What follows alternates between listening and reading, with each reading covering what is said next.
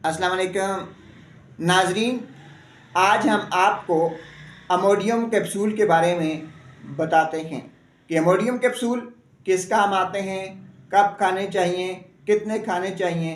नाजरीन, गर्मियों के दिनों में दस्त, डायरिया बहुत ज़्यादा हो जाता है और सर्दियों में भी अक्सर मरीज़ों को दस्त, डायरिया, पेचिस वगैरह की शिकायत होती है। ऐसे दस्त, ऐसे पेचिस जो कि ख़त्म होने का नाम ना ले रहे हों, बार बार हो जाते हों, जिसकी वजह से आप लोग परेशान हों, तो फिर आपको अमोडियम कैप्सूल इस्तेमाल करने चाहिए। नाजरीन, अमोडियम कैप्सूल जो हैं, इसको लेने का तरीक़ाकार ये है, 2 कैप्सूल हर दस्त के बाद, यानी जैसे ही आपको दस्त होता है, पेचिस होते हैं, 2 कैप्सूल आपने फौरी तौर पर ले लेने हैं। एक दिन में ज़्यादा से ज़्यादा आप 6 कैप्सूल इस्तेमाल कर सकते हैं।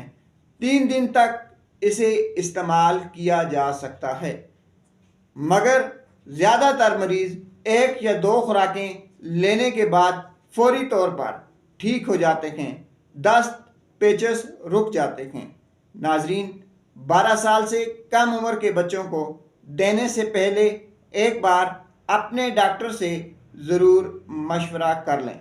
आखिर में आपको फिर बता दें कि अगर आपको ना रुकने वाले दस्त हैं, ना रुकने वाले पेचिस हैं, आपका पेट बार बार ख़राब हो जाता है, आपको बदहज़मी है, बार बार आपको वॉशरूम जाना पड़ रहा है, तो फिर आपको अमोडियम कैप्सूल इस्तेमाल करने होंगे।